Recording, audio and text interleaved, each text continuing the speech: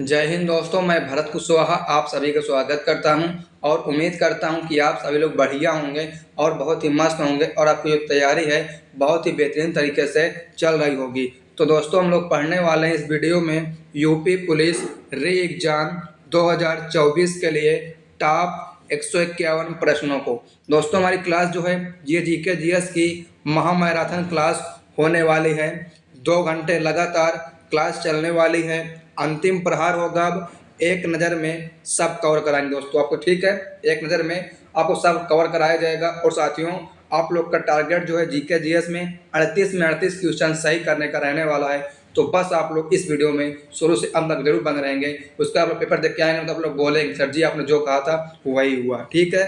तो वही वीडियो को जो है लंबा ना करते हुए वीडियो करते हैं स्टार्ट हम और बढ़ते हैं आज के पहले प्रश्न पर। तो देखिए दोस्तों, आज का पहला प्रश्न है, निम्नलिखित में से कौन सा रामसर स्थल उत्तर प्रदेश में स्थित नहीं है। तो दोस्तों बात करते हैं इसमें कौन सा जो है सही उत्तर है। तो ऑप्शन नंबर आपका डी जो है सही है, सूरीसर, ठीक है। सूरीसर मानसर झील जो है आपकी उत्तर प्रदेश में स्थित नहीं है। ऑप्शन नंबर डी आपको सही हो जाएगा। दोस्तों, आपको सभी प्रश्नों का जो है एक्स्ट्रा फैक्ट भी बताया जाएगा जो आपके लिए क्या परीक्षा के लिए बहुत ही महत्वपूर्ण साबित होने वाले हैं। फिर दोस्तों आइए देखते हैं हम अगला प्रश्न और चलते हैं अगले प्रश्न पर। तो देखिए अगला प्रश्न है, उत्तर प्रदेश की भौगोलिक सीमा सर्वाधिक राज्यों को स्पर्श करती है। निम्नलिखित में से कौन सा राज्य इनमें शामिल नहीं है। उत्तराखंड, उड़ीसा, मध्य प्रदेश, झारखंड। तो जो बात करेंगे सही उत्तर के बारे में तो ऑप्शन नंबर बी आपका जो है उड़ीसा इसका बिल्कुल ही सही जवाब हो जाएगा। दोस्तों देखते हैं इसमें हम कुछ महत्वपूर्ण एक्स्ट्रा फैक्ट को। देखिए दोस्तों, आपका एचपी से आपका आता है हिमाचल प्रदेश जो है इसमें शामिल है, ठीक है। इसी तरह आपका एच से हरियाणा भी शामिल है, डी से आपका दिल्ली शामिल है, आर से आपका हो गया राजस्थान, ठीक है। एमपी से मध्य प्रदेश, ये भी जो सभी जो है उत्तर प्रदेश से भौगोलिक सीमा में जो शामिल दोस्तों राज्य है, ठीक है। सी एच से वाले आपका हो गया छत्तीसगढ़, वी से आपको देखिए हो गया बिहार, ठीक है दोस्तों। और आपका जे एच से हो गया झारखंड और आपका यूके से हो गया उत्तराखंड। तो सभी राज्य जो है क्या है उत्तर प्रदेश के भौगोलिक सीमा में राज्यों को स्पर्श करते हैं। लेकिन देखिए इसमें जो उड़ीसा है नाम कहीं आया नहीं आया, उड़ीसा जो है इसका बिल्कुल ही सही जवाब हो जाएगा। फिर साथियों आज देखते हैं हम अगला प्रश्न और चलते हैं अगले प्रश्न पर। तो अगला प्रश्न है, उत्तर प्रदेश में लाल मिट्टी मुख्यतः पाई जाती है। सीतापुर, बाराबंकी में, एटा, मैनपुरी, मिर्जापुर, झांसी में, आगरा, मथुरा में। तो देखिए दोस्तों सही जवाब क्या है। सही जवाब जो है ऑप्शन नंबर आपका सी हो जाएगा। मिर्जापुर और झांसी में जो है क्या है उत्तर प्रदेश में लाल मिट्टी पाई जाती है। कहाँ? मिर्जापुर और झांसी में। ऑप्शन नंबर आपका सी विल बी राइट आंसर। दोस्तों आप लोग पूरी मैथन क्लास को देख रहे हैं, इसके लिए आपको बहुत धन्यवाद। आप लोगों ने वीडियो को जरूर लाइक करें ताकि हम लोग भी क्या दोस्तों मोटिवेट होते रहें और आप लोग को कमेंट करें, ठीक है। और दोस्तों आप लोग को और एक मैराथन क्लास है उसके लिए आप जो है बहुत ही जोरदार कमेंट करें ताकि हम आपके लिए एक और मैराथन क्लास की व्यवस्था कर सके। उसमें भी आपको जो है संपूर्ण पेपर को कराए जाएंगे हूबहू पेपर में जो आने वाले प्रश्न हैं। और आप लोग हमारे इस यूट्यूब चैनल में पहली बार आए हैं तो आप लोग इस चैनल को सब्सक्राइब कर लीजिए, ठीक है। क्योंकि दोस्तों मैंने क्या पिछली बार जो पेपर इसका हुआ था यूपी पुलिस का, उसमें मैंने बहुत ही अच्छा स्कोर किया था। आप लोग को अगर यकीन नहीं है तो आप लोग वीडियो के नीचे डिस्क्रिप्शन बॉक्स में पिछली क्लास का भी लिंक मिल जाएगा। आप लोग क्या उस क्लास को भी आप लोग देखना चाहते हैं तो देख सकते हैं। और एक बार आप लोग इस वीडियो को कम से कम अपने दोस्तों के साथ शेयर करें। कम से कम आप लोग जो इस वीडियो को अपने 100 दोस्तों के साथ शेयर करें, ठीक है, ताकि आप वो लोग भी क्या है इस मैराथन क्लास को देख सकें। तो फिर दोस्तों वीडियो करते स्टार्ट हम और बढ़ते हैं अगले प्रश्न पर। तो देखिए अगला प्रश्न है, विजय सागर पक्षी विहार निम्नलिखित में से उत्तर प्रदेश के किस स्थान पर स्थित है। तो देखते हैं ऑप्शन नंबर ए है महोबा, ऑप्शन नंबर बी है मेरठ, सी है पटना, डी आपका है महाराजगंज। तो आपका विजय सागर पक्षी विहार जो है महोबा जिले में स्थित है, ठीक है। ऑप्शन नंबर ए आपका महोबा जो है इसमें का बिल्कुल ही सही जवाब हो जाएगा। फिर दोस्तों ये देखते हैं अगला प्रश्न, चलते हैं अगले प्रश्न पर। ये क्लास आपके दोस्तों जो लगातार 2 घंटे चलने वाली है, बीच में आपकी रुकावट नहीं होगी, ठीक है। फिर है निम्नलिखित में से कौन एक सही सुमेलित है, हमें बताने इसमें जो है कौन सही सुमेलित नहीं है। ठीक है, एक तरफ आपको दिया है उत्तर प्रदेश के जनपद, दूसरी तरफ दिए अधिकतम या न्यूनतम क्षेत्र। ठीक दोस्तों, देखिए बात करें लखीमपुर खीरी जो है अधिकतम भौगोलिक क्षेत्रफल है। फिर कह रहे हैं सोनभद्र जो है ऑप्शन नंबर बी है, कह रहे हैं अधिकतम वन आच्छादित क्षेत्रफल है। फिर सी नंबर आपका है सीतापुर जो है न्यूनतम भौगोलिक क्षेत्रफल है। और देखिए ऑप्शन नंबर डी क्या कह रहा है, तो ऑप्शन नंबर डी आपका है संत रविदास नगर जो है न्यूनतम वन आच्छादित क्षेत्रफल है। तो भाई दोस्तों बात करते हैं इसमें का सही कौन सा नहीं है।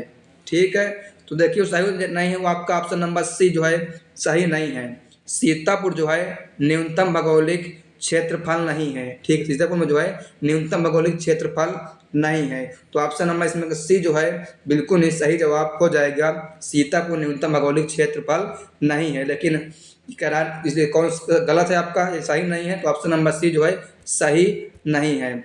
फिर आइए बात करते हैं दोस्तों अगले प्रश्न पर और देखते हैं अगला प्रश्न। तो देखिए अगला क्वेश्चन है सूची फर्स्ट को सूची सेकंड से सुमेलित कीजिए और सही कूट का चयन कीजिए। आपको नीचे दोस्तों एक कूट दिया हुआ है, सूची फर्स्ट देखिए सूची सेकंड लोकपथ लखनऊ। ठीक है, और देखिए फिर नीचे है Rashtramat Prayagraj, Hindustan times Agra, United Bharat Kanpur, Swaraj times Jhansi. तो दोस्तों अब देखते हैं इसमें का जो हम सही कूट क्या रहने वाला है। ठीक है, तो देखिए जब कूट भी दिया हुआ है ABCDE, यहाँ पर आपको संख्या दी है कौन सा नंबर सही है। कह रहे हैं कि पहले का पाँचवा चौथा पहला दूसरा तीसरा है, फिर पाँचवा चौथा पहला तीसरा दूसरा है, फिर तीसरा चौथा पहला दूसरा पाँचवा है, फिर चौथा नंबर आपका जो ऑप्शन है चौथा सही है, पाँचवा सही है, पहला है दूसरा तीसरा है। तो देखिए दोस्तों जो सही क्रम आपका है वो पहला नंबर है। ठीक है, यानी ए नंबर का पाँचवा नंबर सही है, बी नंबर का चौथा नंबर सही है, सी का पहला सही है, डी का दूसरा सही है, ई का जो है तीसरा सही है। तो ये आपका जो है सही क्रमांक होगा दोस्तों। ठीक है, आप लोग थोड़ा सा मैनेज कर लीजिए, कुछ जगह इसमें पास कम बन पाई है, इसलिए आपको जो है दोस्तों उम्मीद करते हैं कि आप लोग जो प्रश्न जो है समझ में कुछ हद तक आ गया होगा। ठीक है, तो फिर आगे बढ़ते हैं कि हम अगले प्रश्न पर देखते हैं अगला प्रश्न। तो देखिए अगला प्रश्न है संगीत शिक्षा हेतु उत्तर प्रदेश में जो प्रथम संगीत महाविद्यालय स्थापित हुआ। ठीक है, आपको बताना कौन जो है महाविद्यालय है सर्वप्रथम स्थापित हुआ है। संगीत नाटक अकादमी, ललित कला अकादमी, भातखंडे हिंदुस्तानी संगीत महाविद्यालय, भारतेंदु नाट्य अकादमी। तो सही जवाब जो है वो ऑप्शन नंबर थर्ड है, भातखंडे हिंदुस्तानी संगीत महाविद्यालय जो स्थापना इसकी सबसे पहले हुई है संगीत क्षेत्र में। ठीक है, option number third will be right answer. फिर आगे बढ़ते हैं हम अगले प्रश्न पर और देखते हैं अगला प्रश्न। तो देखिए दोस्तों अगला प्रश्न है 2011 की जनगणना में सबसे कम दशकीय वृद्धि दर किस जनपद में थी। लखनऊ, कानपुर नगर, मेरठ, गाजियाबाद। इसका जो सही जवाब है वो कानपुर नगर है। ठीक है, इसमें जो है 10 की जनगणना वृद्धि जो है सबसे कम रही थी। अगर बात करें किस जिले की जो है सबसे अधिक रही थी, तो देखिए आपका हो जाएगा गौतम बुद्ध नगर। ठीक है, गौतम बुद्ध नगर दोस्तों जो है सबसे अधिक रही थी। कितनी रही थी? 44.1%। और कानपुर कितनी रही थी? तो इसकी जो रही थी कानपुर की अगर बात करें कानपुर नगर की तो 9.91%।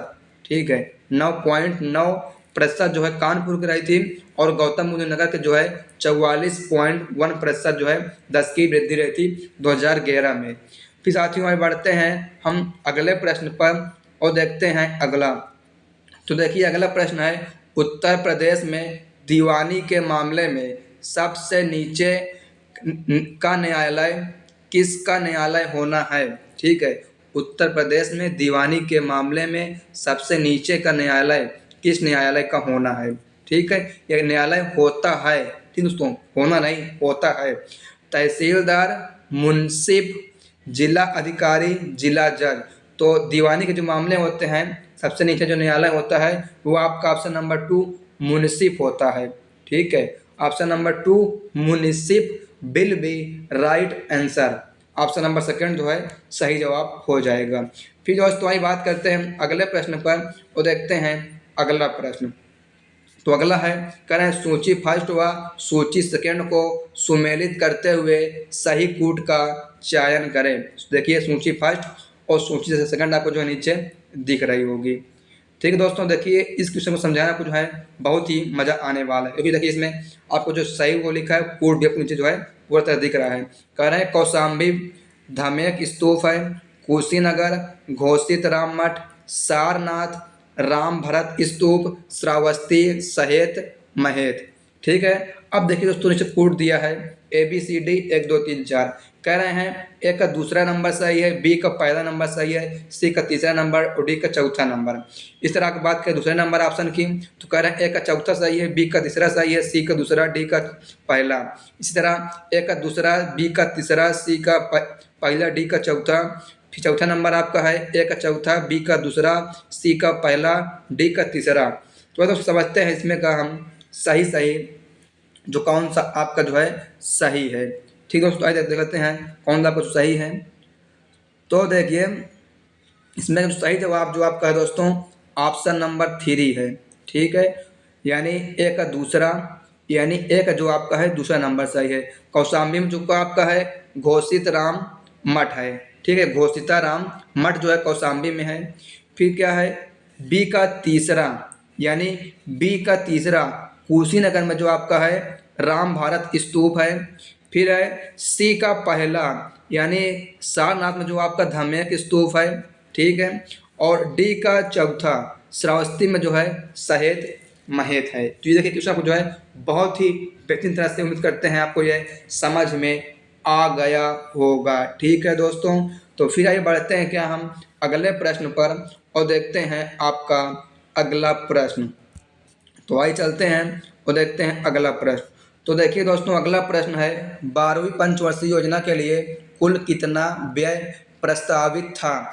3,56,000, 4,45,200, 3,61,000 या 5,50,000 करोड़ रुपए। ठीक है, देखिए सही जवाब है वो ऑप्शन नंबर आपका थर्ड है। 3,61,000 करोड़ रुपए जो है 12वीं पंचवर्षीय योजना के लिए व्यय प्रस्तावित था। ठीक है, 3,61,000 करोड़ रुपए। Option number third will be right answer. फिर दोस्तों देखते हैं अगला प्रश्न। तो देखिए अगला प्रश्न है निम्न में से कौन सही सुमेलित है?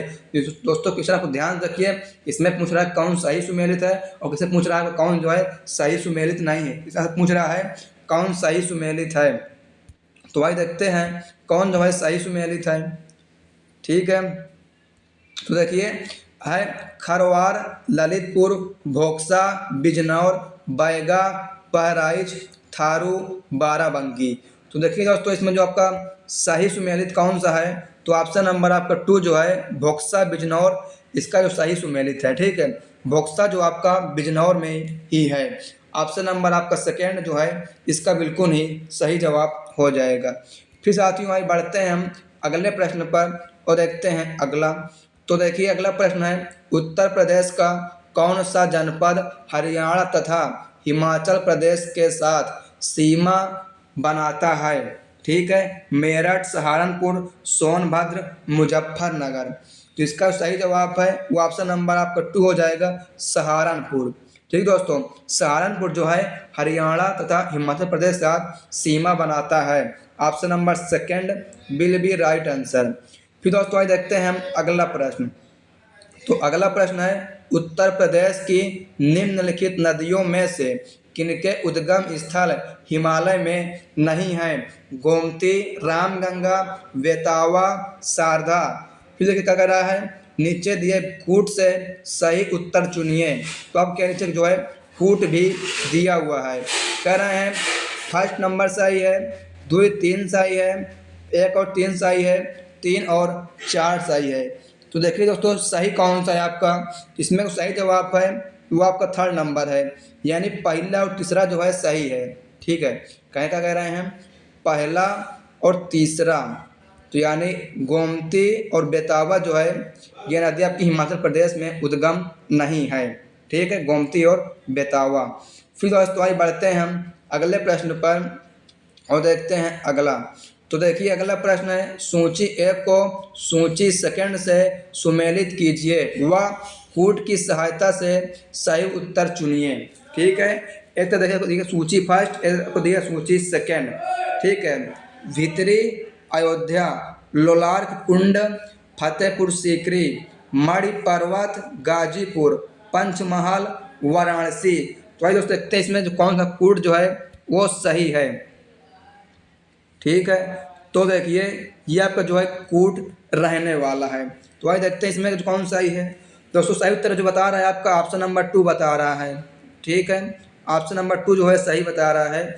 ए का आपका तीसरा नंबर सही है। ए का जो है तीसरा यानी आपका ये पहला नंबर हो जाएगा। ठीक है, बी का कह रहा है चौथा, यानी बी का जो है चौथा नंबर, ये आपका दूसरा नंबर हो गया। फिर कह रहे हैं सी का पहला, सी का यानी पहला, ये आपका तीसरा हो गया। और देखिए क्या कह रहा है डी का दूसरा, यानी आपका चौथा नंबर है। तीसरा, चौथा, 1, 2 जब जो दोस्तों सही क्रम होना चाहिए था। ठीक है, तो ऑप्शन नंबर आपका जो सेकंड है सही जवाब हो जाएगा। तो फिर आइए बात करते हैं हम अगले प्रश्न पर और देखते हैं अगला प्रश्न। तो देखिए दोस्तों अगला प्रश्न है, भारत की सिंचाई क्षमता का सर्वाधिक भाग पूरा होता है बृहद परियोजनाओं से, लघु एवं बृहद योजनाओं से, लघु योजनाओं से, माध्यम परियोजनाओं से। इसमें सही जवाब हो जाएगा वो ऑप्शन नंबर 2 है, लघु एवं बृहद परियोजनाओं से जो है भारत की सिंचाई क्षमता का सर्वाधिक भाग जो है पूरा होता है, लघु एवं बृहद। ठीक है, वहद। फिर आगे बढ़ते हैं हम अगले प्रश्न पर और देखते हैं अगला। फिर देखिए नीचे आपका फिर अगला है, कह रहे हैं सूची फर्स्ट को सूची सेकंड में सुमेलित करते हुए सही कूट का चयन करें। सूची फर्स्ट, सूची सेकंड। ठीक है, कह रहे हैं नरेंद्र देव कृषि विश्वविद्यालय आगरा, दयाल बाग शिक्षा संस्थान बरेली, वल्लभ भाई पटेल कृषि विश्वविद्यालय अयोध्या। ठीक है, फिर है पशु चिकित्सा अनुसंधान संस्थान मेरठ। अरे दोस्तों इसमें चुनते हैं क्या हम सही कूट क्या रहने वाला है। ठीक है, तो देखिए आपका सही कूट यही है। तो आइए देखते हैं इसमें का जो सही जवाब क्या है। देखिए इसमें सही जवाब जो है ऑप्शन नंबर आपका 2 है। ठीक दोस्तों, सही जवाब जो आपका है 2 है। ए का तीसरा, बी का पहला, सी का चौथा, डी का दूसरा। क्या कह रहे हैं, ए का तीसरा, तो ए का आपका हो गया तीसरा यानी ये। ठीक है, नरेंद्र देव कृषि विश्वविद्यालय जो है अयोध्या में है, ना कि मेरठ में, ना कि आगरा में। फिर कह रहे हैं वी का पहला, यानी जो दयाल बाग शिक्षा संस्थान है वो आपकी आगरा में है।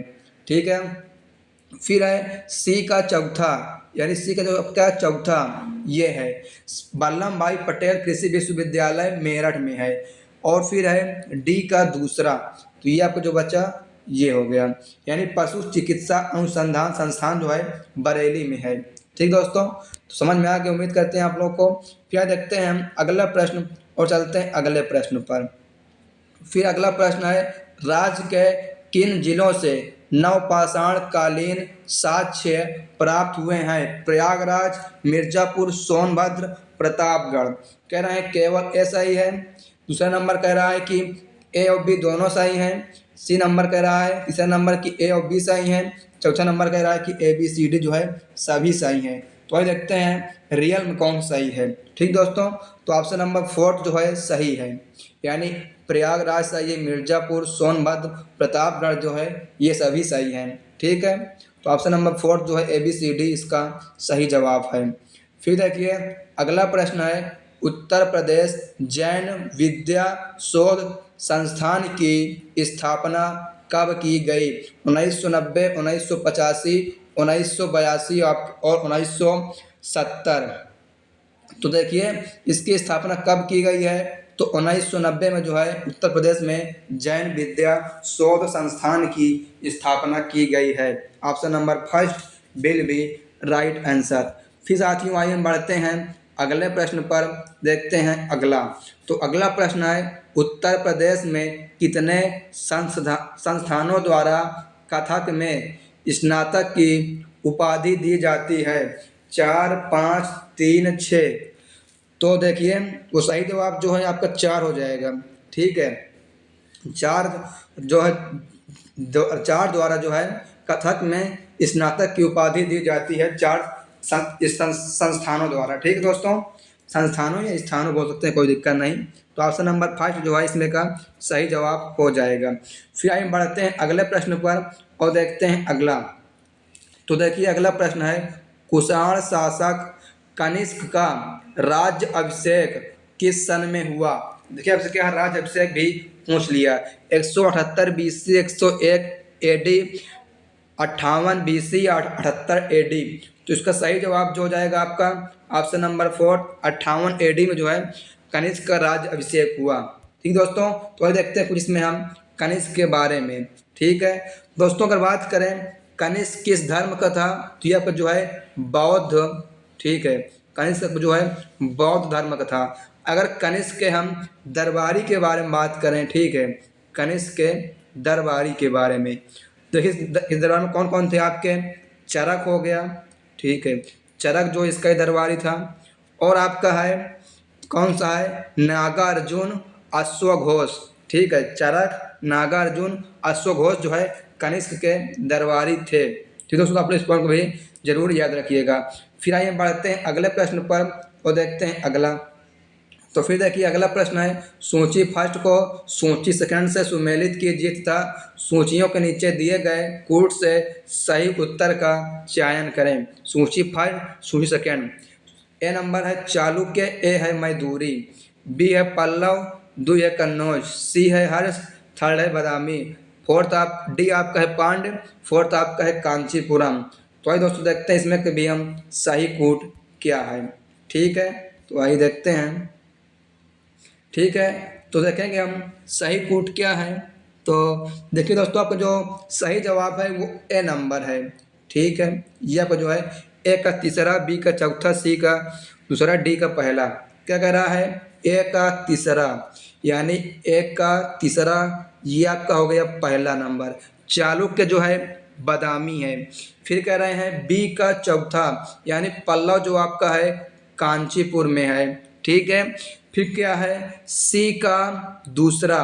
ठीक है, तो यानी हर्ष जो है कन्नौज में है और आपका पांड्य जो है मैदूरी में है। ऑप्शन नंबर 4 आपका हो गया। देखिए दोस्तों, हमने कहा कोई बहुत ही बेहतरीन तरह से समझा दिया है, तो उम्मीद करते हैं कि आप लोग को जो है बहुत ही बेहतरीन तरह से समझ में आ गया होगा। ठीक है, तो आइए फिर हम बढ़ते हैं अगले प्रश्न पर और देखते हैं अगला प्रश्न।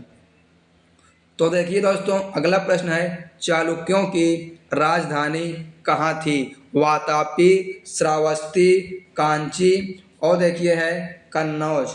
तो आइए बात करते हैं चालुक्यों की राजधानी कहाँ थी।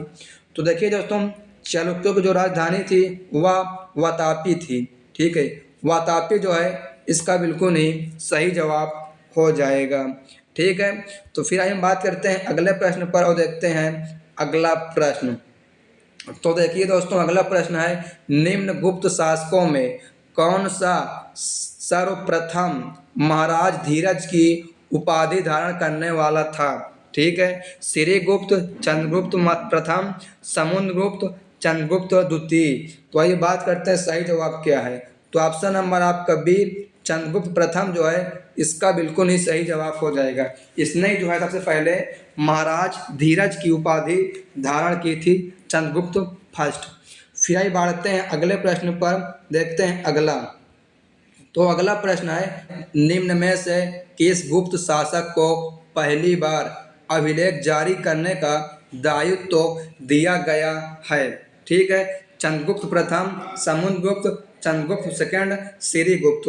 तो आइए दोस्तों बात करते हैं इसमें का सही उत्तर क्या है। ठीक है, सही उत्तर देखिए जो आपका है वो ऑप्शन नंबर बी है, समुद्रगुप्त को। ठीक है, समुद्रगुप्त जो है पहली बार अभिलेख जारी करने का दायित्व तो दिया गया था।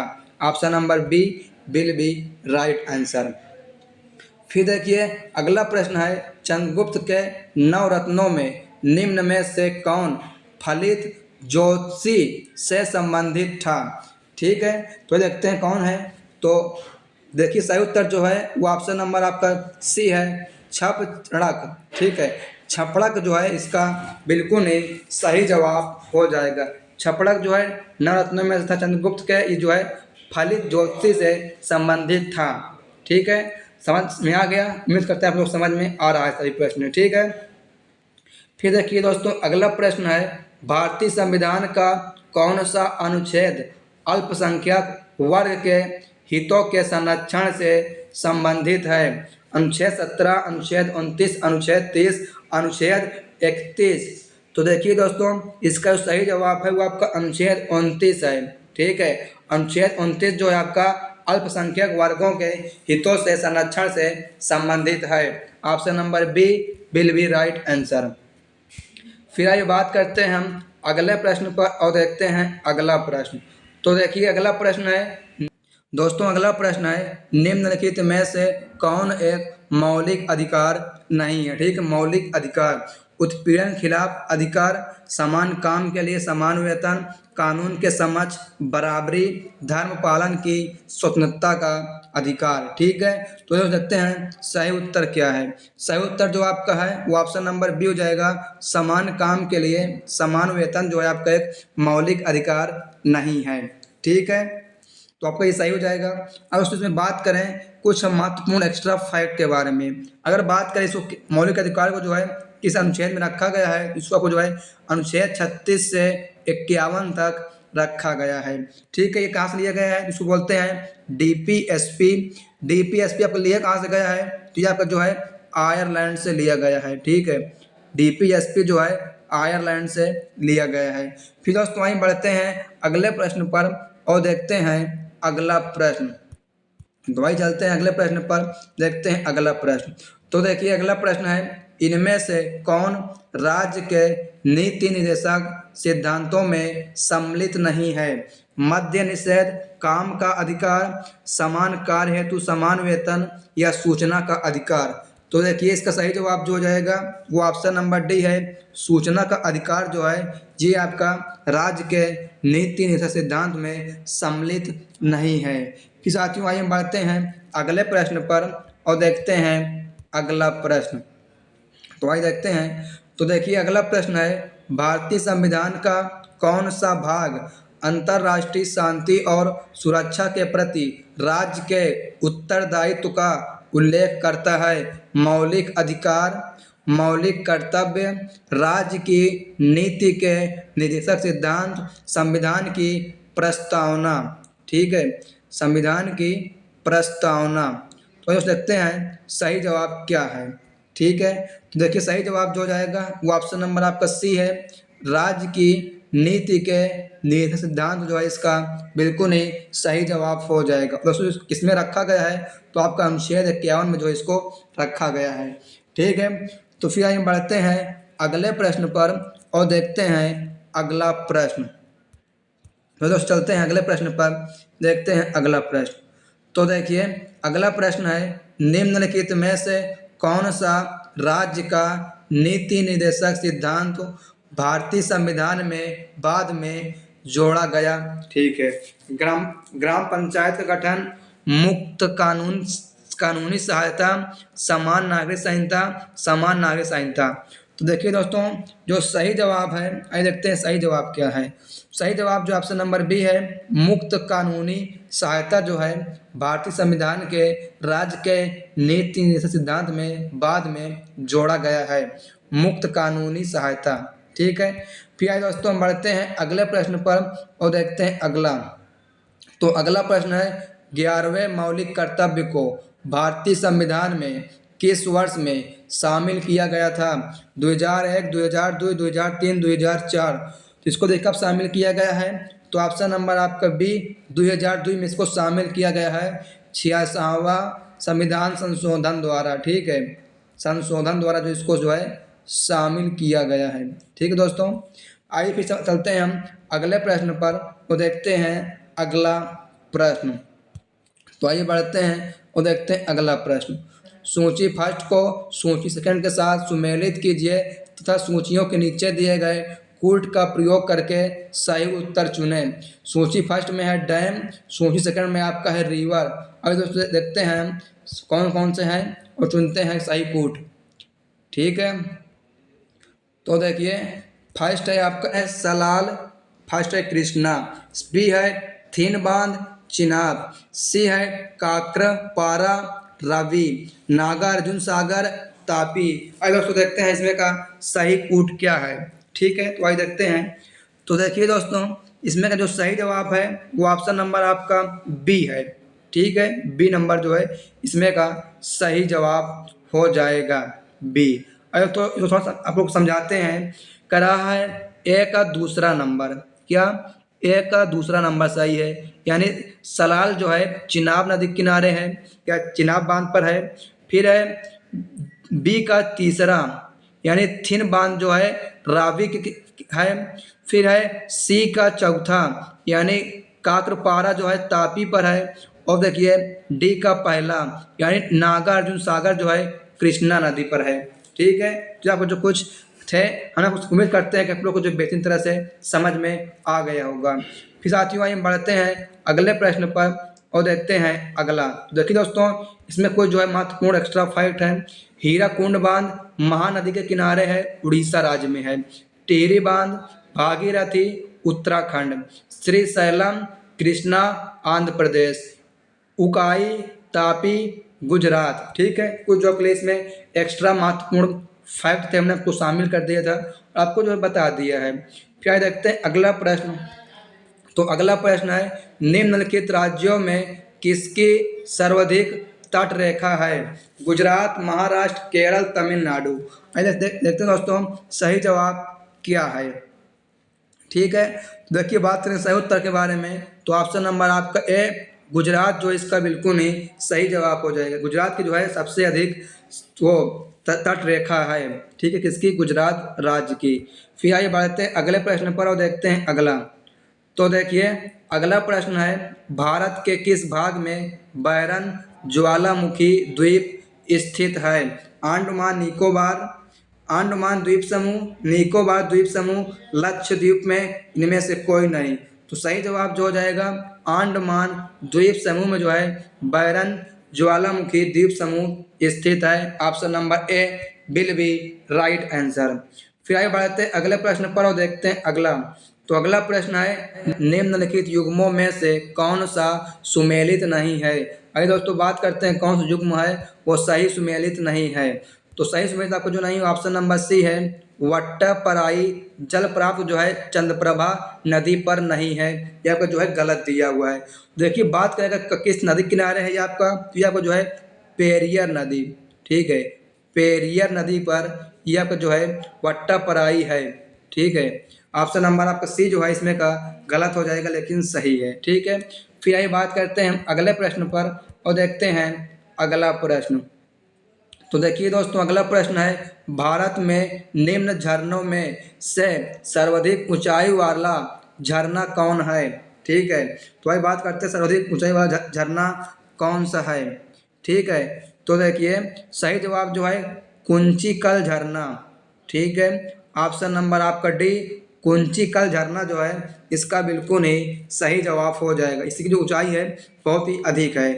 फिर आइए बात करते हैं हम अगले प्रश्न पर और चलते हैं दोस्तों अगले प्रश्न पर। तो देखिए अगला प्रश्न है निम्नलिखित में से कौन सही सुमेलित है? अब बताने में जो है सही सुमेलित लोनर मध्य प्रदेश, नक्की गुजरात, कोलेरू आंध्र प्रदेश, पुलकिट केरल। तो आप लोग बताएं सही सुमेलित जो है वो ऑप्शन नंबर सी है। कोलेरू झील जो है क्या है आंध्र प्रदेश राज्य में स्थित है। यह आपका जो है सही सुमेलित है। Option number C will be right answer, Kolleru झील आंध्र प्रदेश। फिर आइए बात करते हैं अगले प्रश्न पर, देखते हैं अगला। तो देखिए दोस्तों अगला प्रश्न है एक व्यक्ति स्थिर जल नाव में खड़ा है, यदि वह किनारे के ओर चले, ठीक है, किनारे के ओर चले तो नाव किनारे की ओर बढ़ेगी, किनारे से दूरी बढ़ेगी, स्थिर रहेगी, डूब जाएगी। तो देखिए सही जवाब जो है किनारे से दूरी बढ़ेगी। ठीक है, ऑप्शन नंबर बी जो है इसका सही जवाब हो जाएगा। क्या है, जो नाव है वो खड़ी हुई है, उस पर एक व्यक्ति जो है खड़ा है। यदि नाव जो है किनारे की ओर चले तो क्या है, किनारे दूरी बढ़ेगी नहीं, बढ़ेगी ना, तो वही इसमें जो है आपको बताया गया है। ऑप्शन नंबर बी जो है सही जवाब हो जाएगा। फिर आइए बात करते हैं अगले प्रश्न पर और देखते हैं अगला। तो अगला प्रश्न है, जब ताप में वृद्धि की जाती है तो द्रवों का पृष्ठ तनाव अपरिवर्तित रहता है, बढ़ जाता है, घट जाता है, तभी बढ़ता है जब ताप में 25% से अधिक वृद्धि होती है। तो भाई दोस्तों बात करते हैं इसका सही उत्तर क्या है। ठीक है, देखिए सही उत्तर जो है वो ऑप्शन नंबर सी हो जाएगा। ठीक है, इसका जो द्रवों का पृष्ठ तनाव है वो घट जाता है। ऑप्शन नंबर सी जो है सही हो जाएगा। अगर बात करें हम इसके मात्रक के बारे में, ठीक है, मात्रक तो एन प्रति एम, ठीक है, न्यूटन प्रति मीटर जो है इसको बोल सकते हैं। ऑप्शन नंबर सी आपका जो है सही हो जाएगा, घट जाता है। फिर आइए बढ़ते हैं अगले प्रश्न पर दोस्तों और देखते हैं हम अगला प्रश्न। तो आइए चलते हैं और देखते हैं अगला प्रश्न, गैल्वेनाइजेशन प्रक्रिया में मुख्यतः किस तत्व का प्रयोग किया जाता है। एल्यूमिनियम, ठीक है, और देखिए है लेड, जस्ता, मैग्नीज, जिसमें जो आपका ऑप्शन नंबर सी जस्ता का प्रयोग किया जाता है गैल्वेनाइजेशन में। ठीक है, किसका, जस्ता का। फिर साथियों आइए बढ़ते हैं अगले प्रश्न पर और देखते हैं अगला प्रश्न। तो देखिए अगला प्रश्न है, निम्नलिखित में से कौन युग्म सही सुमेलित नहीं है। Aluminium bauxite, copper cinnabar, zinc, calamine, iron, haematite. ठीक है, तो वही बात करते हैं कौन सा सही नहीं सुमेलित है। तो ऑप्शन नंबर बी आपका कॉपर सिनेबार जो है सही सुमेलित नहीं है। ठीक है, कॉपर जो सिनेबार सही सुमेलित नहीं है। फिर आगे बढ़ते हैं अगले प्रश्न पर और देखते हैं अगला प्रश्न।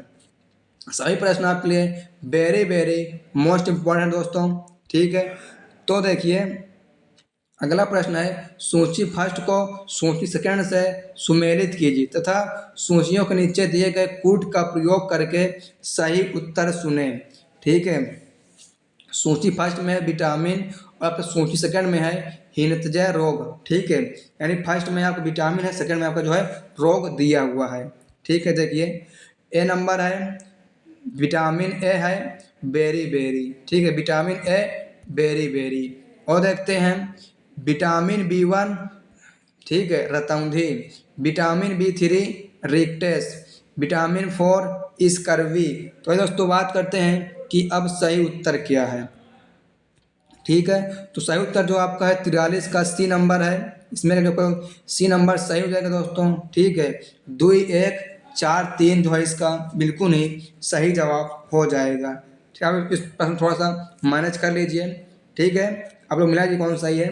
फिर आगे बढ़ते हैं क्या हम अगले प्रश्न पर और देखते हैं अगला प्रश्न। दोस्तों आपको 2 घंटे क्लास दोस्तों लगातार चलने वाली है, तो आप लोग वीडियो को लाइक वगैरह करते रहें, कहने मत रखिए। ठीक है, और शेयर भी करते रहें आप लोग। फिर देखिए आपके लिए अगला प्रश्न है, निम्नांकित में से कौन सा विटामिन बी कॉम्प्लेक्स समूह से संबंधित नहीं है। आपको बताना है इसमें विटामिन बी से कौन संबंधित नहीं है। तो आपका रेटिनॉल जो है सही हो जाएगा। ठीक दोस्तों, रेटिनॉल जो है विटामिन बी से संबंधित नहीं है, तो ये आपका जो है विटामिन ए संबंधित आपका है। रेटिनॉल जो है विटामिन ए से संबंधित है। फिर आगे बढ़ते हैं क्या हम अगले प्रश्न पर और देखते हैं दोस्तों हम अगला प्रश्न। सही प्रश्न आपके लिए वेरी वेरी मोस्ट इम्पोर्टेंट रहने वाले हैं। फिर अगला प्रश्न है, रेपो दर वह दर है जिस पर बैंक भारतीय रिजर्व बैंक को उधार देते हैं, भारतीय रिजर्व बैंक बैंकों को उधार देते हैं। और देखिए ऑप्शन नंबर सी है भारतीय रिजर्व बैंक राज्य सरकार को उधार देता है, या ऑप्शन नंबर डी है उपयुक्त में से कोई नहीं। तो रेपो दर क्या होती है, भारतीय रिजर्व बैंक जो है बैंकों को उधार देता है। ठीक है, यानी जो आरबीआई होती है अगर बैंकों को उधार देती है तो उसको क्या है, रेपो दर कहते हैं। ठीक है, उम्मीद करते हैं आप लोग ये प्रश्न जो है समझ में आ गया होगा। फिर साथियों आइए बढ़ते हैं क्या अगले प्रश्न पर और देखते हैं अगला प्रश्न। तो देखिए अगला प्रश्न है, एग्जिम बैंक ऑफ इंडिया की स्थापना कब की गई। एक्जिम बैंक ऑफ इंडिया की, ठीक है। 1964 में, 1976 में, 1980 में, 1982 में। तो इसकी जो स्थापना है ऑप्शन नंबर डी आपकी 1982 में की गई है। Option number D will be right answer. तो फिर आइए बढ़ते हैं हम अगले प्रश्न पर और देखते हैं अगला प्रश्न। तो देखिए दोस्तों, आपके लिए अगला प्रश्न है, निम्न में से कौन भारतीय रिजर्व बैंक का गवर्नर नहीं रहा, ठीक है। तो आप लोग को तो देखिए, मनमोहन सिंह, बिमल जालन, सी रंगराजन और आपका राजा जय चल्लैया, ठीक है। तो सही उत्तर आपका ऑप्शन नंबर डी है, राजा जय चल्लैया, जो है कभी भारतीय रिजर्व बैंक के गवर्नर नहीं थे, ठीक है। Raja J Chelliah, option number D will be right answer. फिर दोस्तों बढ़ते हैं अगले प्रश्न पर और देखते हैं अगला प्रश्न। तो देखिए अगला प्रश्न है, भारत में वर्तमान में सबसे बड़ा राष्ट्रीयकृत वाणिज्यिक बैंक है भारतीय reserve bank, state bank of India, central bank of India या बैंक ऑफ इंडिया। तो भाई दोस्तों बात करते हैं कि सही जवाब क्या है, ठीक है। देखिए वो आपका है, ये है option number B, state bank of India, ठीक है। स्टेट बैंक ऑफ इंडिया जो है इसका बिल्कुल ही सही जवाब हो जाएगा, ठीक दोस्तों। अगर बात करें इसकी स्थापना कब हुई है स्टेट बैंक ऑफ इंडिया की, तो इसकी स्थापना जो है 1 जुलाई, ठीक है, 1 जुलाई 1955 को इसकी स्थापना हुई है स्टेट बैंक ऑफ इंडिया की, ठीक है। SBI की स्थापना जो है 1 जुलाई 1955 को हुई है। फिर साथियों वहीं बढ़ते हैं अगले प्रश्न पर और देखते हैं अगला प्रश्न। तो देखिए दोस्तों, प्रश्नों के जो है हाफ सेंचुरी ये कंप्लीट हो रही है, ठीक है। आप लोग वीडियो को लाइक नहीं किए, वीडियो को लाइक कर दें, एक बार वीडियो को शेयर भी करें और हमारे चैनल पहली बार आए तो आप लोग चैनल को सब्सक्राइब कर लीजिए। और दोस्तों आप लोग को ज़रूरत है एक और महामैराथन की, तो आप लोग कमेंट बॉक्स में लिखिए यस सर, ठीक है। फिर आपके लिए अगला है, निम्नांकित वक्तव्यों में से बम्बई शेयर बाजार के लिए कौन सा वक्तव्य सही है। कह रहे हैं ऑप्शन नंबर ए है, यह भारत का सबसे पुराना शेयर बाजार है। ऑप्शन नंबर बी है, इसे दलाल स्ट्रीट के नाम से जाना जाता है। ऑप्शन नंबर सी है, इसके शेयर सूचांक को सेंसेक्स नाम से जाना जाता है। डी आपका उपयुक्त सभी सही है। इसमें देखिए जो आपका है उपयुक्त सभी सही है। ऑप्शन नंबर डी जो है इसमें का बिल्कुल ही सही जवाब हो जाएगा, ठीक साथियों। तो फिर आइए बढ़ते हैं हम अगले प्रश्न पर, देखते हैं अगला प्रश्न। तो अगला प्रश्न है, दादा साहेब फाल्के पुरस्कार जीतने वाले पहले भारतीय कौन है, ठीक है। तो देविका रानी जो है इसका बिल्कुल ही सही जवाब हो जाएगा, ठीक दोस्तों। देविका रानी जो है पहली भारतीय हैं जिन्होंने दादा साहेब फाल्के पुरस्कार जीता है। और बात करें कि दादा साहब फाल्के पुरस्कार जो है किस क्षेत्र में दिया जाता है, तो ये आपका जो है फिल्म के क्षेत्र में, ठीक है। फिल्म क्षेत्र में आपका जो है पुरस्कार मिलता है दादा साहेब फाल्के पुरस्कार, ठीक है। फिल्म ये सिनेमा बोल सकते हैं, फिल्म नहीं, सिनेमा के क्षेत्र में, ठीक है।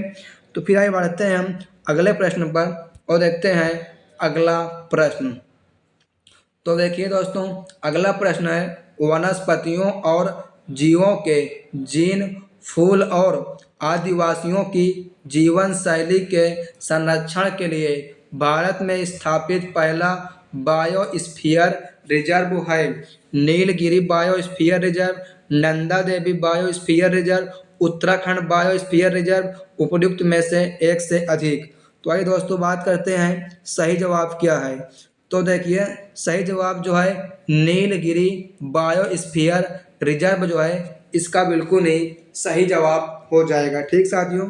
Option number A will be right answer. फिर दोस्तों आइए देखते हैं क्या हम अगला प्रश्न और चलते हैं अगले प्रश्न पर।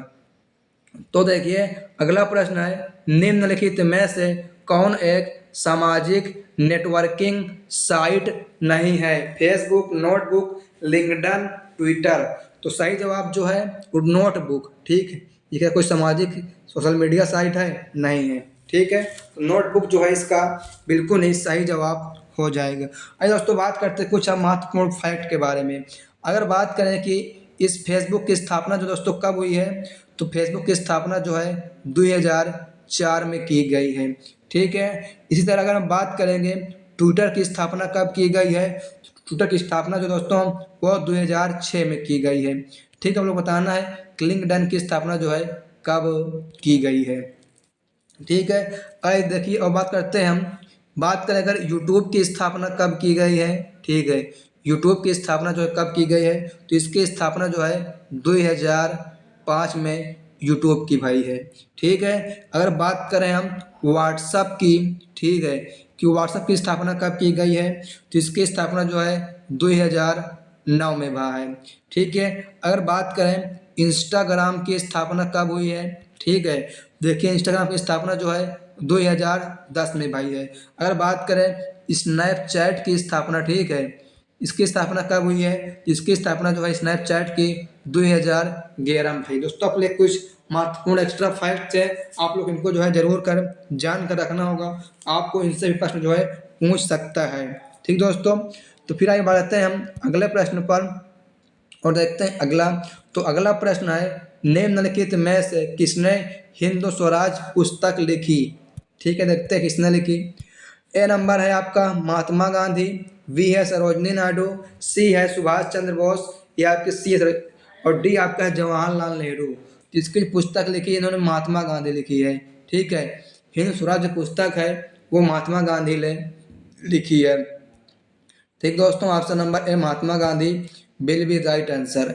फिर दोस्तों आइए देखते हैं हम अगला प्रश्न। तो देखिए अगला प्रश्न है दोस्तों, अगला प्रश्न है पहला क्रिकेट विश्व कप कब आयोजित किया गया था। 1975, 1978, 1972 या आपका 1980।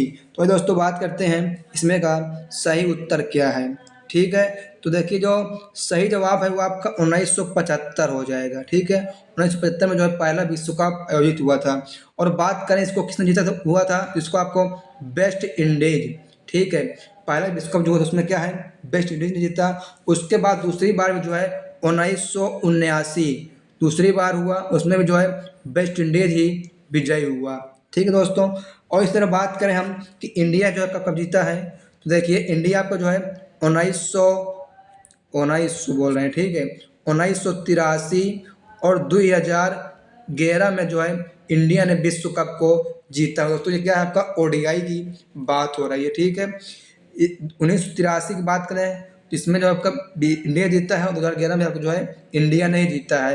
आपसे दोस्तों क्वेश्चन आपके लिए और इम्पोर्टेंट है कि T20 की शुरुआत जो है कब हुई है। ठीक है, जिसकी शुरुआत जो है 2007 से हुई है।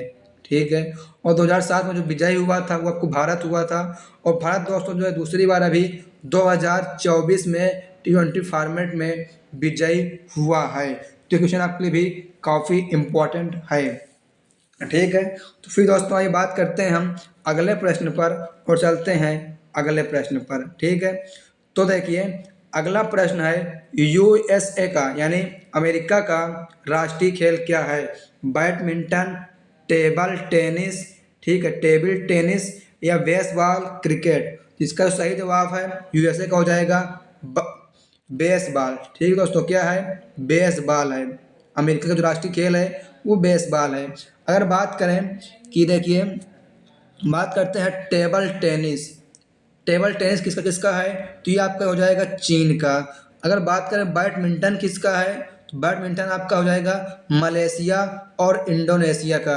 अगर बात करें क्रिकेट, तो बात करें क्रिकेट कहाँ का राष्ट्रीय खेल है, तो ये आपका हो जाएगा इंग्लैंड और ऑस्ट्रेलिया का। बात करें क्रिकेट में कितने खिलाड़ी होते हैं, तो इसमें आपको जो है कुल 11 खिलाड़ी होते हैं। क्रिकेट हो गया, आपका हॉकी हो गया, आपका फुटबॉल हो गया, इसमें जो क्या है कुल 11 खिलाड़ी होते हैं। फिर दोस्तों आइए बढ़ते हैं क्या हम अगले प्रश्न पर और देखते हैं अगला प्रश्न। तो देखिए अगला प्रश्न है विश्व हास्य दिवस कब मनाया जाता है। आइए देखते हैं हास्य दिवस कब मनाया जाता है। ठीक है, 17 जनवरी, 14 जनवरी, 10 जनवरी, 9 जनवरी। ठीक है दोस्तों, तो आइए देखते हैं ये कब मनाया जाता है। तो ये देखिए जो आपको मनाया जाता है वो 10 जनवरी को मनाया जाता है। ठीक है, ऑप्शन नंबर सी आपका जो है 10 जनवरी बिल्कुल ही सही जवाब हो जाएगा।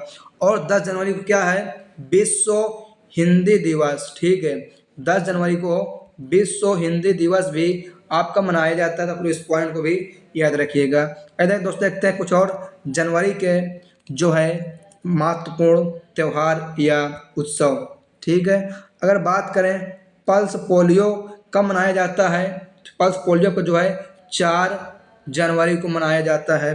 ठीक है, और बात करें थल सेना दिवस कब मनाया जाता है, तो थल सेना दिवस आपको जो है 15 जनवरी को मनाया जाता है। इसी तरह बात करें पराक्रम दिवस कब मनाया जाता है, तो पराक्रम दिवस आपका जो है 23 जनवरी को मनाया जाता है। ठीक है, और बात करें राष्ट्रीय बालिका दिवस, तो ये आपका जो है 24 जनवरी को राष्ट्रीय बालिका दिवस मनाया जाता है दोस्तों। ठीक है, तो फिर आगे बढ़ते हैं क्या हम अगले प्रश्न पर और देखते हैं अगला प्रश्न। तो देखिए दोस्तों, अगला प्रश्न आपका ये है, कह रहे हैं कलिंजर का किला जो मध्यकाल के दौरान राजनीतिक था। ठीक है, राजस्थान, सिंध, पंजाब, उत्तर प्रदेश। तो सही जवाब जो है ऑप्शन नंबर आपका डी उत्तर प्रदेश इसमें का बिल्कुल ही सही जवाब हो जाएगा। फिर दोस्तों आइए बढ़ते हैं हम अगले प्रश्न पर और देखते हैं अगला प्रश्न। ठीक है, तो देखिए अगला प्रश्न है बीरबल का वास्तविक नाम क्या था, रामदास, श्यामदास, महेश दास, भगवान दास। दोस्तों एक बात तो कन्फर्म, इनका जो है दास ही कुछ था नाम। ठीक है, तो क्या था आपका ऑप्शन नंबर सी, बीरबल का वास्तविक नाम महेश दास था। Option number C will be right answer. फिर आगे बढ़ते हैं अगले प्रश्न पर और देखते हैं दोस्तों हम अगला प्रश्न।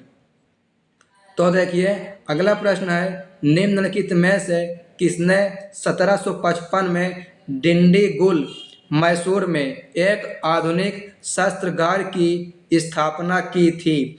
तो ठीक है, तो सही जवाब जो है हैदर अली हो जाएगा। ठीक है, हैदर अली जो है 1755 में डिंडीगुल मैसूर में एक आधुनिक शस्त्रागार की स्थापना की थी। ऑप्शन नंबर बी आपका Haidar Ali will be right answer. फिर दोस्तों आइए देखते हैं अगला प्रश्न। तो देखिए अगला प्रश्न है निम्नलिखित में से कौन एक सुमेलित नहीं है। देखिए बताइए इसमें कौन एक जो है सुमेलित नहीं है। हैदराबाद, अवध, बंगाल, रुहेलखंड। तो रुहेलखंड जो है इसका बिल्कुल ही सही जवाब हो जाएगा। रुहेलखंड आपका जो है सही सुमेलित नहीं है। आप लोग कुछ क्वेश्चन जो है इसी प्रकार आपको दोस्तों दिया हुआ था। ठीक है, तो रुहेलखंड जो है इसका सही जवाब है। फिर आगे बढ़ते हैं हम अगले प्रश्न पर, देखते हैं अगला। तो देखिए दोस्तों अगला प्रश्न है 1881 ईस्वी का प्रथम फैक्ट्री अधिनियम मुख्यतः किससे संबंधित था, वयस्क पुरुष मजदूर, बाल मजदूर, राखी मजदूर, दुर्घटना की स्थिति में मजदूरों की क्षतिपूर्ति। तो इसका जो सही जवाब हो जाए वो क्या आपका बाल मजदूर से संबंधित था। ठीक है, ऑप्शन नंबर आपका बी बाल मजदूर विल बी राइट आंसर। फिर आगे बढ़ते हैं हम दोस्तों अगले प्रश्न पर, देखते हैं अगला।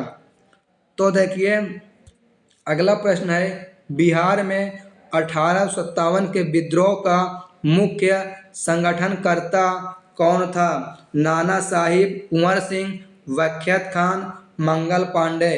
तो सही जवाब हो जाएगा ऑप्शन नंबर बी आपका कुंवर सिंह जो है इसका मुख्य संगठन करता था 1857 के विद्रोह का जो बिहार में हुआ था। ठीक है दोस्तों, फिर आगे बढ़ते हैं अगले प्रश्न पर और देखते हैं आपका अगला प्रश्न। तो देखिए अगला प्रश्न है निम्नलिखित में से कौन सी घटना महाराष्ट्र में घटित हुई, भील विद्रोह, हजारीबाग, कोल विद्रोह, रंपा विद्रोह, संथल विद्रोह। सही जवाब है ऑप्शन नंबर आपका ए भील विद्रोह, हजारीबाग जो है इसका बिल्कुल ही सही जवाब हो जाएगा। ठीक है, ऑप्शन नंबर आपका ए विल बी राइट आंसर। फिर दोस्तों हम देखते हैं अगला प्रश्न और चलते हैं अगले प्रश्न पर। तो अगला प्रश्न आपका निम्नलिखित में से कौन एक सुमेलित है। तो सही उत्तर आपको हो जाएगा option number B Rafiq Zakaria. ठीक है, रफीक जकारिया जो है एक सही सुमेलित है। ऑप्शन नंबर बी आपका विल बी राइट आंसर। फिर आइए दोस्तों हम बढ़ते हैं अगले प्रश्न पर, देखते हैं अगला। तो देखिए दोस्तों अगला प्रश्न है कैबिनेट मिशन द्वारा प्रस्तावित अंतरिम सरकार में कुल कितने सदस्य थे। ठीक है, तो 15, 25, 16, 14। तो सही जवाब जो है ऑप्शन नंबर डी हो जाएगा, कुल जो है 14 सदस्य थे। ठीक है, कैबिनेट मिशन द्वारा प्रस्तावित अंतिम सदस्य में सरकार में। ठीक है, कुल जो है 14 सदस्य थे। फिर आगे बढ़ते हैं अगले प्रश्न पर और देखते हैं दोस्तों अगला प्रश्न। तो देखिए अगला प्रश्न है, संविधान सभा की प्रांतीय संविधान समिति का अध्यक्ष कौन था? Doctor B R Ambedkar, Pandit Jawaharlal Nehru, doctor Rajendra Prasad, Sardar Vallabh bhai Patel. तो देखिए सही जवाब जो है वो option number D, Sardar Vallabh bhai Patel. देखिए उसमें सरदार पटेल लिखा है, सही जवाब इसको है सरदार वल्लभ भाई पटेल ही थे। ठीक है, ऑप्शन नंबर डी आपका बिल भी राइट आंसर। फिर साथियों आइए देखते हैं हम अगला प्रश्न और चलते हैं अगले प्रश्न पर। तो देखिए अगला प्रश्न है, किसने कहा था संविधान सभा कांग्रेसी थी और कांग्रेस भारत था? ठीक है, तो सही जवाब जो है इसको कहा था ऑस्टिन ने। ठीक है, ऑस्टिन जो है इसका बिल्कुल ही सही जवाब हो जाएगा। ऑस्टिन ने कहा था संविधान सभा कांग्रेसी थी और कांग्रेस भारत था। ठीक है, ये इसको जो है ऑस्टिन ने कहा था। Option number A will be right answer. फिर देखिए दोस्तों अगला प्रश्न ये है, कह रहा है इंडिया अर्थात भारत राज्यों का एक संघ होगा। भारतीय संविधान यूनियन शब्द किस देश के संविधान से लिया गया है? ऑस्ट्रेलिया, स्विट्जरलैंड, कनाडा, संयुक्त राज्य अमेरिका। तो आइए दोस्तों बात करते हैं इसको जो है किस राज्य से लिया गया है। तो देखिए इसको जो है कनाडा से लिया गया है। ठीक है, ऑप्शन नंबर आपका सी कनाडा जो है बिल्कुल ही सही जवाब हो जाएगा। यूनियन शब्द जो है कनाडा से लिया गया है। फिर दोस्तों आइए बढ़ते हैं अगले प्रश्न पर और देखते हैं अगला प्रश्न। तो देखिए अगला प्रश्न है, अंतर्राज्यीय नदियों या नदी तूनों के जल संबंधी विवाद का न्याय निर्णयन भारतीय संविधान के किस अनुच्छेद के अंतर्गत किया जाता है? अनुच्छेद 260, अनुच्छेद 261, अनुच्छेद 262, अनुच्छेद 263। इसका सही जवाब हो जाएगा ऑप्शन नंबर सी आपका अनुच्छेद 262 के तहत जो है इसका किया जाता है अंतर्राज्यीय नदियों और नदी दोनों के जल का संबंधी विवाद। ठीक है, समझ में आ गया? उम्मीद करता है कोई प्रश्न जो है सभी समझ में आ रहे हैं। दोस्तों आप लोग समझ में आ रहे हो आप लोग कमेंट बॉक्स में लिखिए यस सर, हम लोग जो प्रश्न सभी समझ में आ रहे हैं। ठीक है, और दोस्तों आपके लिए सभी क्वेश्चन जो है वेरी मोस्ट इम्पोर्टेंट है। हमने आपके लिए छान के प्रश्न ढूंढे हुए हैं ताकि आपको एग्जाम में बहुत ही आसानी हो। ठीक है, महाराष्ट्र में पश्चिमी घाट को किस नाम से जाना जाता है? ठीक है, इसको देखिए किस नाम जाना जाता है। ऑप्शन नंबर आपका सी सह्याद्री पहाड़ियों के नाम से जाना जाता है पश्चिमी घाट को महाराष्ट्र में। ठीक है, सह्याद्री पहाड़ियाँ। फिर दोस्तों आइए बढ़ते हैं हम अगले प्रश्न पर और देखते हैं अगला प्रश्न है, निम्नलिखित में से कौन सा युग्म सही सुमेलित नहीं है? तो दोस्तों देखते हैं कौन सा युग्म जो है सही सुमेलित नहीं है।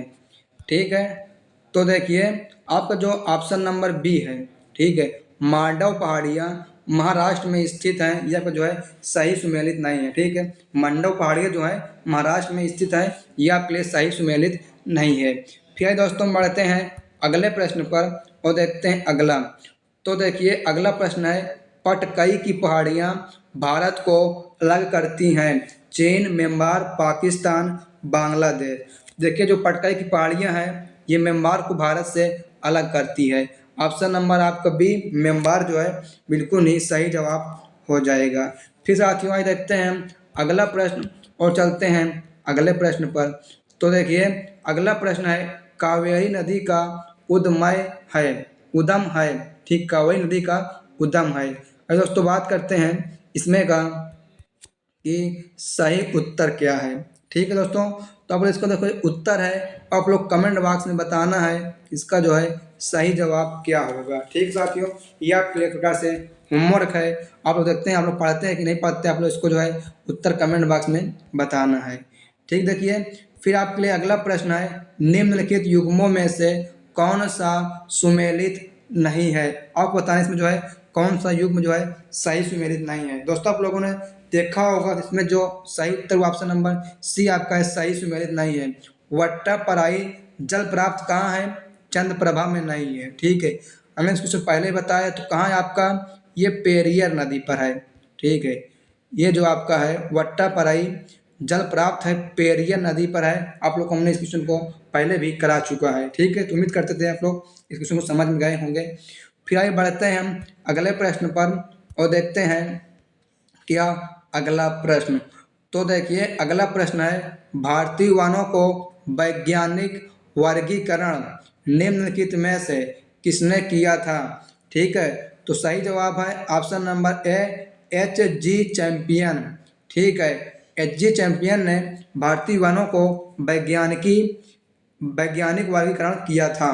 ठीक है, option number A will be right answer. फिर आगे बढ़ते हैं अगले प्रश्न पर, देखते हैं अगला।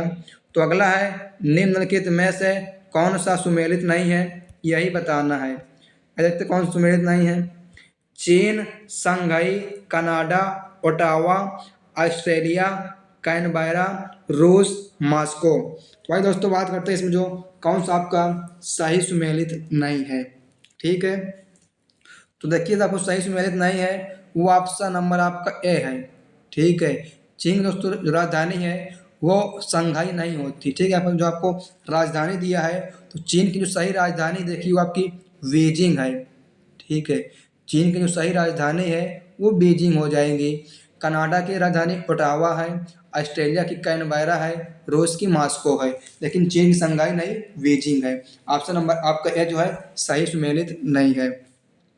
फिर आगे बढ़ते हैं अगले प्रश्न पर और देखते हैं अगला। तो देखिए अगला प्रश्न है, अधोलिखित में से कौन शीत महासागर धारा नहीं है? तो अगुलहस। ठीक है, अगुलहस जो है ये इसका बिल्कुल ही सही जवाब हो जाएगा, ऑप्शन नंबर डी अगुलहस। ठीक है, फिर आगे बात करते हैं हम अगले प्रश्न पर और देखते हैं हम अगला प्रश्न। तो आगे बढ़ते हैं और देखते हैं अगला। तो देखिए दोस्तों अगला प्रश्न है, निम्नलिखित में से किसका समेल नहीं है?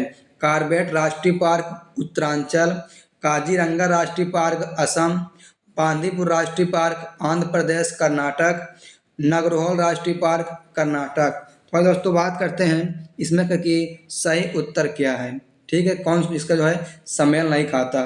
तो देखिए सही जवाब जो आपका है वो ऑप्शन नंबर सी है। बांदीपुर राष्ट्रीय पार्क जो है आंध्र प्रदेश में नहीं, ये आपको कर्नाटक में है। ठीक है, बांदीपुर राष्ट्रीय पार्क जो है आंध्र प्रदेश में नहीं कर्नाटक में है, इसका जो है सही जवाब होता। ठीक दोस्तों, तो उम्मीद करता है आपको ये प्रश्न है समझ में आ गया है। ठीक है, फिर दोस्तों देखते हैं हम अगला प्रश्न और चलते हैं अगले प्रश्न पर। तो अगला प्रश्न है, वायुमंडलीय आर्द्रता मापने के लिए यंत्र होता है। ठीक है, तो हाइग्रोमीटर होता है। ऑप्शन नंबर आपका ए हाइग्रोमीटर जो है इसका बिल्कुल नहीं सही जवाब हो जाएगा। वायुमंडलीय आर्द्रता को मापने के लिए हाइग्रोमीटर यंत्र का यूज किया जाता है। फिर दोस्तों आइए देखते हैं हम अगला प्रश्न और चलते हैं अगले प्रश्न पर। तो अगला प्रश्न है निम्नलिखित में से किस तत्व को मिट्टी के तेल सुरक्षित रखा जाता है? Sodium, copper, mercury, silver. तो सही जवाब देखिए जो जाएगा आपका ऑप्शन नंबर ए सोडियम। ठीक है, और बात करें सोडियम का रासायनिक सूत्र क्या होता है, इसका सूत्र आपको जो होता है Na जो है इसका रासायनिक सूत्र होता है। ठीक है, सोडियम का। फिर दोस्तों हम बढ़ते हैं क्या अगले प्रश्न पर और देखते हैं हम अगला प्रश्न। तो देखिए अगला प्रश्न है, भारत में किस पंचवर्षीय योजना का लक्ष्य तीव्र गति से वृद्धि के साथ समावेशी विकास था? ठीक है, आइए देखते हैं दोस्तों 12वीं पंचवर्षीय योजना, 11वीं पंचवर्षीय योजना, 10वीं पंचवर्षीय योजना या 9वीं। तो सही जवाब जो हो जाएगा आपका ऑप्शन नंबर बी 11वीं। ठीक है, 11वीं पंचवर्षीय योजना का जो उद्देश्य यही था, तेजी से वृद्धि और समावेशी में विकास लाना। फिर देखते हैं दोस्तों अगला प्रश्न। तो देखिए अगला प्रश्न है, भारत की मुद्रा प्रणाली में दशमलव पद्धति कब से प्रारंभ हुई थी? 1950 से, 1954, 1957, 1960। तो देखिए सही जवाब जो है 1957 से जो है भारत की मुद्रा प्रणाली में दशमलव पद्धति की प्रारंभ हुई थी 1957 से। ठीक है, फिर देखते हैं अगला प्रश्न। तो देखिए अगला प्रश्न है, वित्तीय प्रणाली की समीक्षा के लिए नरसिम्हा समिति की प्रथम रिपोर्ट निम्न वर्ष में प्रस्तुत की गई? 1991, 1992, 1993, 1994। इसकी ये रिपोर्ट है 1991 में प्रस्तुत की गई थी। ऑप्शन नंबर आपका है 1991 बिल भी राइट आंसर। फिर देखिए दोस्तों, अगला प्रश्न चलते हैं, हम देखते हैं अगला। तो देखिए अगला प्रश्न है, चर्चा में रहा बेपी कोलंबो मिशन किन दो अंतरिक्ष एजेंसियों की संयुक्त परियोजना है? तो संयुक्त आपका है ESA JAXA, ठीक है, यानी यूरोपीय अंतरिक्ष एजेंसी की जो परियोजना है, ठीक है, बेपी कोलंबो। ऑप्शन नंबर ए आपका जिसमें का बिल्कुल ही सही जवाब हो जाएगा। फिर दोस्तों देखते हैं हम अगला प्रश्न और चलते हैं क्या हम अगले है, शेरशाह सूरी की मृत्यु उत्तर प्रदेश के किस जनपद में हुई थी? आइए देखते हैं किस जनपद इसकी मृत्यु हुई थी। कन्नौज, फर्रुखाबाद, मिर्जापुर, बांदा। देखिए दोस्तों इसकी जो मृत्यु है आपकी ऑप्शन नंबर 4 बांदा जिले में हुई थी, बांदा जनपद में हुई थी। अगर बात इसकी मृत्यु कब हुई थी तो इसकी मृत्यु जो है 22 मई, ठीक है, 22 मई 1545 को इसकी मृत्यु हुई है शेरशाह सूरी की। दोस्तों इसने जो है 2 युद्ध लड़े थे, बहुत ही खतरनाक युद्ध थे। तो बात करें दोस्तों इसका चौसा का युद्ध, ठीक है, चौसा का युद्ध के अगर बारे में बात करें तो ये युद्ध आपका जो है 1539 में, ठीक है, 1539 में शेरशाह सूरी और हुमायूं के मध्य लड़ा गया था। और दोस्तों इसने एक और शेरशाह सूरी ने युद्ध लड़ा था, कन्नौज का युद्ध, ठीक है, किसका? कन्नौज का युद्ध। अगर बात करें कन्नौज का युद्ध कब हुआ था, ये युद्ध आपका जो है 1540 में हुआ था, ठीक है, कन्नौज का युद्ध जो है 1540 में हुआ था। शेरशाह सूरी और हुमायूं के मध्य भी ये युद्ध आपका भी हुआ था, ठीक है दोस्तों। तो फिर आइए बढ़ते हैं क्या अगले प्रश्न पर और देखते हैं हम अगला प्रश्न। तो चलते हैं दोस्तों, देखते हैं अगला प्रश्न। तो देखिए अगला प्रश्न है, जनगणना 2011 के अनुसार उत्तर प्रदेश की साक्षरता दर है 70.69%, 71.69%, 67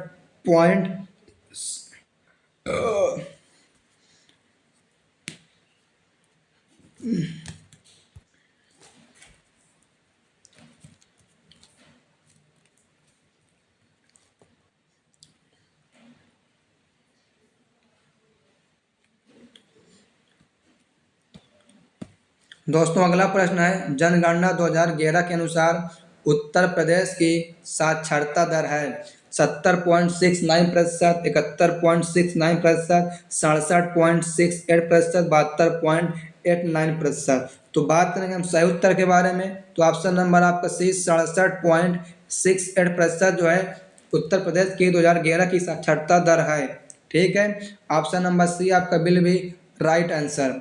फिर दोस्तों आइए देखते हैं हम अगला प्रश्न। तो अगला प्रश्न है, उत्तर प्रदेश सरकार द्वारा समाजवादी पेंशन योजना कब प्रारंभ की गई? मार्च 2015, मार्च 2013, जनवरी 2014 या जनवरी 2015?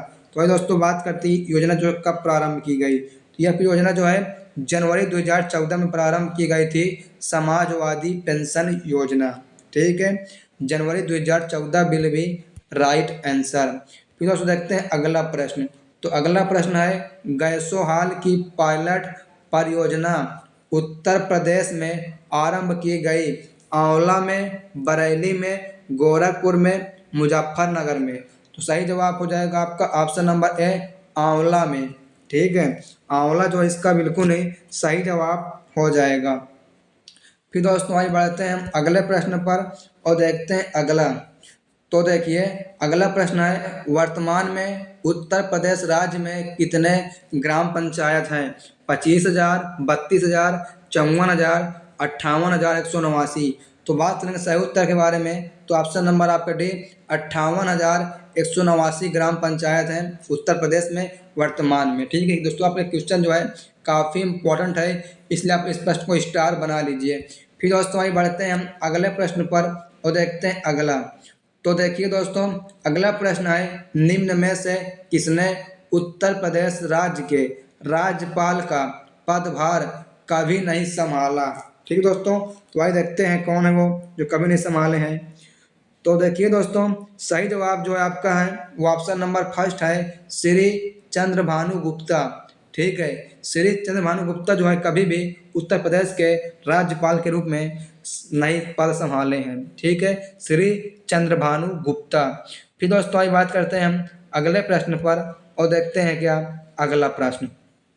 तो अगला प्रश्न है, उत्तर प्रदेश में किस वर्ष सभी सरकारी कार्यों के लिए हिंदी का प्रयोग करना कानूनी तौर पर अनिवार्य कर दिया गया था? 1947, 1957, 1968, 1977।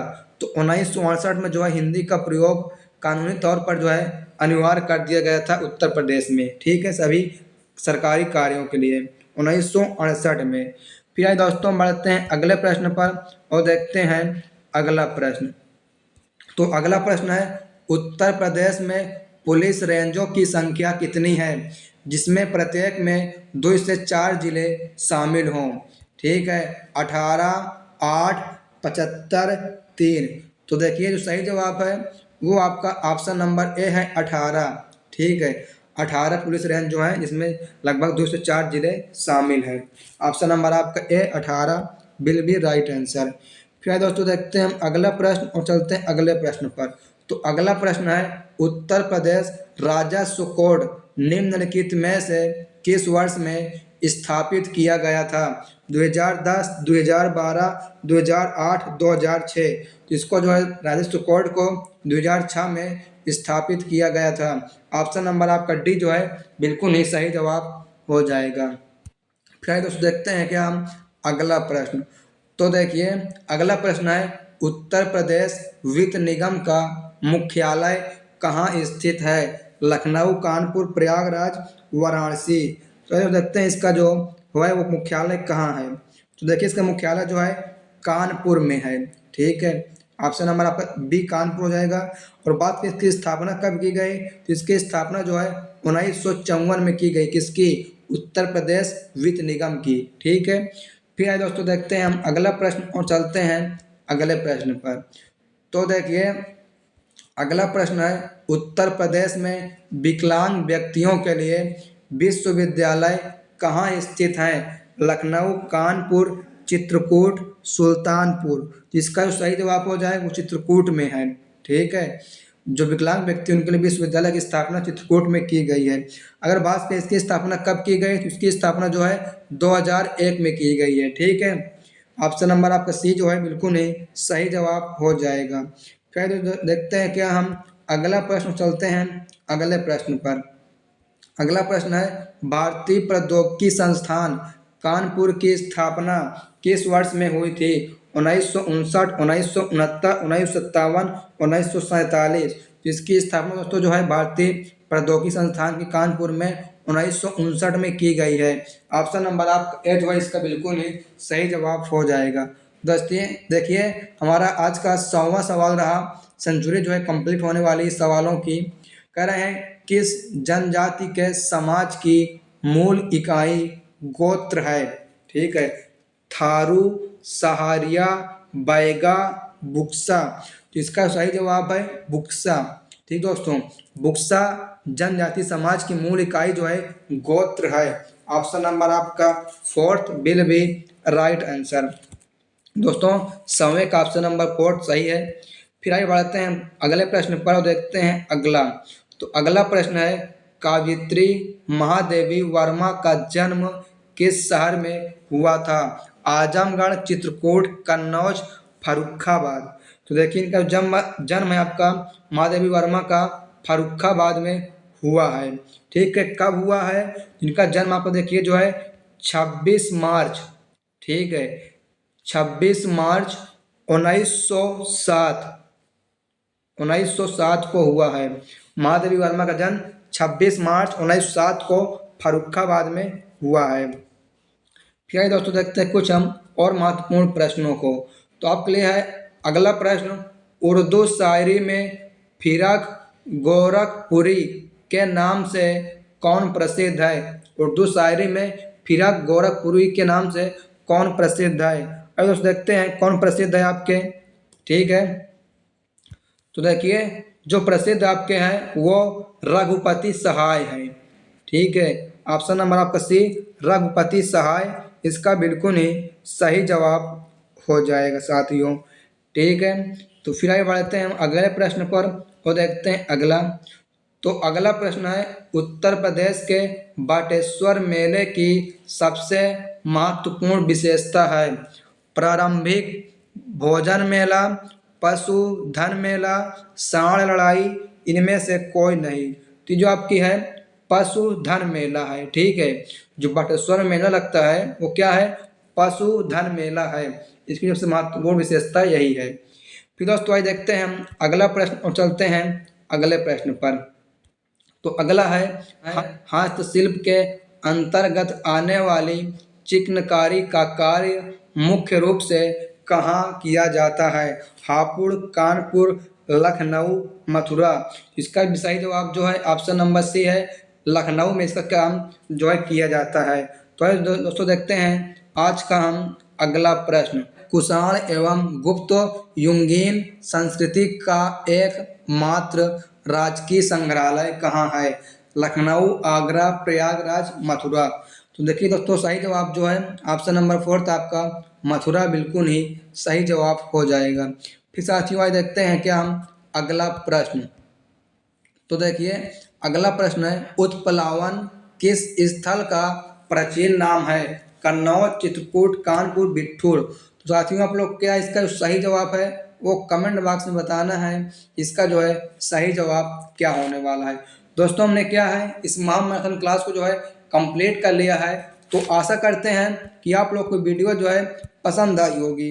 अगर आपको वीडियो जो है पसंद आई हो और अभी तक आप लोगों ने वीडियो को लाइक नहीं किया, दोस्तों आप लोग क्या वीडियो को लाइक कर दीजिए, क्योंकि मैराथन क्लास करने के लिए दोस्तों क्या बहुत ही मेहनत करनी पड़ती है। आप लोग वीडियो को लाइक जरूर कर दें और आप लोगों ने इस वीडियो को एक बार भी शेयर नहीं किया तो आप लोग वीडियो को कम से कम अपने 5 दोस्तों के साथ शेयर जरूर करें। ठीक है, क्योंकि दोस्तों बहुत सारे बच्चों ने है कोई पुलिस का एग्जाम भर रखा है, कुछ लोगों को पता नहीं होता, आप लोग जो है उनके पास एक बार जरूर से शेयर कर दें। ठीक है, इस वीडियो को और कमेंट्स करें कि आप लोग को वीडियो जो है कैसी लगी है।